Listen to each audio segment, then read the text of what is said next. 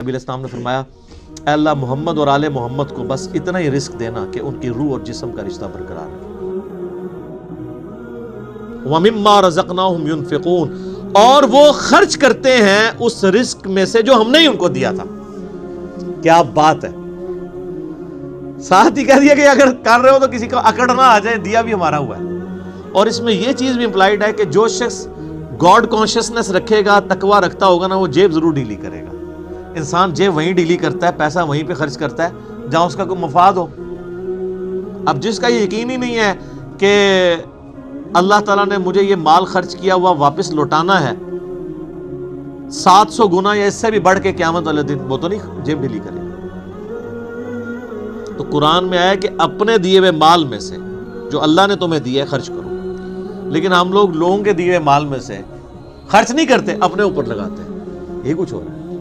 کتنے لوگ ہیں، ایک امام مسجد صاحب تھے، ان کا فون آیا ایک دفعہ اکیڈمی میں، کئی سال پہلے کی بات ہے، کہتے ہیں جی اس آیت نے میری زندگی بدلی ہے۔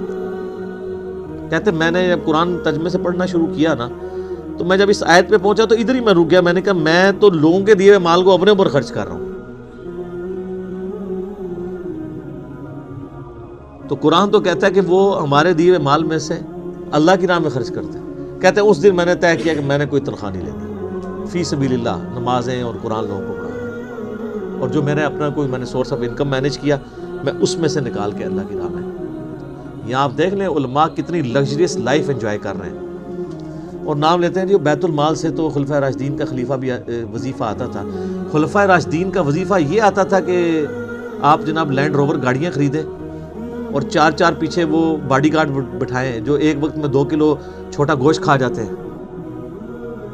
سر خلفۂ راشدین تو سوکھی کھانے والے تھے۔ ایک عام مہاجر کا جو وظیفہ تھا وہ خلفۂ راشدین کا لگا ہوا تھا۔ ہم نہیں کہتے امام مسجد کی تنخواہ حرام ہے، ہم کہتے ہیں پھر سبسسٹنس لیول پہ آخرت بھی لینی ہے، دوویں جانے مٹھے باہو نہ،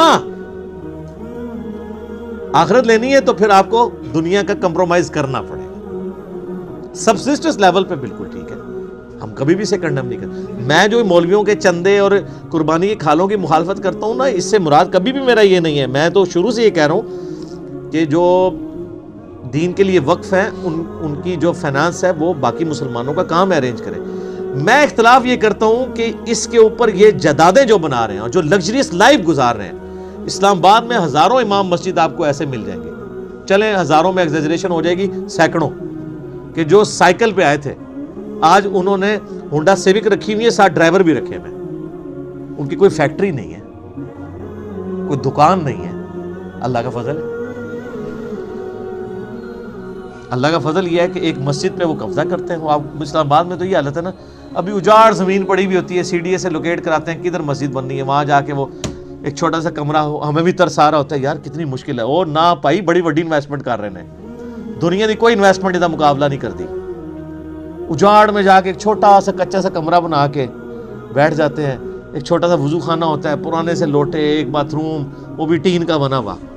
لیکن سر 5-6 سال جب گزرتے ہیں وہاں پہ ایک عالی شان مسجد ہوتی ہے اور ایک بہت بہترین قسم کی رہائش ہوتی ہے، جو اگر اسلام آباد میں آپ کو لینی پڑ جائے تو 40-50 ہزار روپیہ اس رہائش کا کرایہ ہوگا، وہ اس مولوی صاحب کی فری ہوتی ہے، اور ایون اس کے اندر جو بل آ رہے ہیں وہ بھی مسجد انتظامیہ دے رہی ہوتی ہے۔ لاکھ روپے کا ایک ایوریج پیکیج وہ لے رہا ہوتا ہے۔ تنخواہ جو ہے وہ تو ویسے ہی ہوتی ہے نا، چونگا۔ اور اس کے علاوہ جو جمعے کی نماز کے بعد جو لوگ ویسے مٹھی میں رکھ کے چلے جاتے ہیں وہ اولادہ سے، تو یعنی ایک پورا ایک سسٹم ہے جو اس کے اوپر چل رہا ہے۔ تو ہم کہتے ہیں سبسسٹنس لیول کے اوپر لائف گزاریں، پھر آپ نام لیں خلفائے راشدین کا۔ لیکن اچھا آپ کو واقعات تو سنائیں گے کہ حضرت عمر سے پوچھ لیا جی وہ کرتا کیسے سلوایا آپ نے، تو یہ جو واقعہ سنا رہے ہیں اسی سے وہاں کھڑے ہو کے نا سر آپ نے یہ گاڑی کہاں سے لی ہے، تو اس کے وہ دہشت گرد قسم کے مریدین آپ کو پکڑ لیں گے کہ آپ کو تمیز نہیں بات کرنے کی، یعنی اس کا مطلب ہے یہ سیدنا عمر سے بھی بڑا اپنے آپ کو سمجھتے ہیں۔ دیکھیں نا، تو پھر ہمیں واقعات کیوں سناتے ہیں آپ اگر خود آپ عمل نہیں کرتے؟ تو اللہ کے دیے ہوئے مال میں سے اس کی راہ میں خرچ کرتے ہیں۔ بخاری مسلم میں حدیث ہے، انسان کہتا ہے میرا مال میرا مال میرا مال، اور تیرا مال تو نبی علیہ السلام فرمایا وہ ہے جو تو نے کھا لیا یا پہن کے بوسیدہ کر لیا۔ یا اللہ کی راہ میں خرچ کر کے قیامت والے دن کے لیے سٹور کر لیا اللہ کے ڈیوائن بینک میں، باقی تو تیرے ورثہ کا مال ہے۔ بخاری اور مسلم دونوں میں حدیث ہے کہ انسان کے 3 دوست ہیں، ایک ہی قبر میں ساتھ جاتا ہے، وہ اس کے اعمال ہیں، باقی اس کا مال اور اس کے رشتہ دار وہ باہر ہی رہ جاتے ہیں۔ تو جس نے ساتھ جانا ہے اس کے ساتھ پھر پکی یاری لگانی چاہیے نا۔ اللہ، نبی الاسلام کی حدیث ہے بخاری اور مسلم میں، نبی الاسلام نے فرمایا اے اللہ محمد اور آل محمد کو بس اتنا ہی رزق دینا کہ ان کی روح اور جسم کا رشتہ برقرار ہے۔ کیوں؟ آپ علیہ السلام زیادہ مال کو اوائڈ کرتے تھے، آپ کی فقر کی زندگی تھی اور یہ فقر اڈاپٹڈ تھا۔ اما عائشہ کہتی ہیں خیبر کے بعد تو وسعت ہو گئی تھی، لیکن حضور کی وفات تک ہماری حالت ہے، بخاری مسلم دونوں میں حدیث ہے، بعض اوقات 1 مہینہ، بعض اوقات 2، بعض اوقات 3 مہینے بھی ہمارے گھر میں چولہا نہیں جلتا تھا، 2 کالی چیزوں کھجور اور پانی پہ گزارا ہوتا تھا، اور کھجور بھی کوئی پیٹیاں یا ٹوکرے نہیں، 2 کھجوریں صبح اور 2 شام کو بس، اور 1 میٹھا پانی کا پیالہ صبح اور 1 شام کو، یہ ٹوٹل رزق تھا۔ میٹھا پانی اس وقت ایک ایشو تھا، دور سے بھر کے لانا پڑتا تھا۔ اور اس میں مجھے بتائیں حضور کی بیویاں حضور سے شکایت نہ کرتی تو کیا کرتی؟ لیکن جب شکایت کی سورۃ العذاب میں اللہ تعالیٰ نے ڈانٹ پلائی، ایسی ڈانٹ پلائی کہ یہاں تک کہا کہ نبی ان کو کہو کہ میں تمہیں مال دے کے چھوڑ دیتا ہوں۔ ہائے ہائے ہائے، اور حضور آئے ہیں، بخاری مسلم کے الفاظ ہیں کہ عائشہ جاؤ اپنے باپ سے مشورہ کرنا ہے کر لو، اللہ نے تو مجھے کہہ دیا اگر تم اس طرح ہی فقر کی زندگی گزارنا چاہتی ہو میرے ساتھ تو ادروائز میں تمہیں چھوڑ دیتا ہوں مال دے۔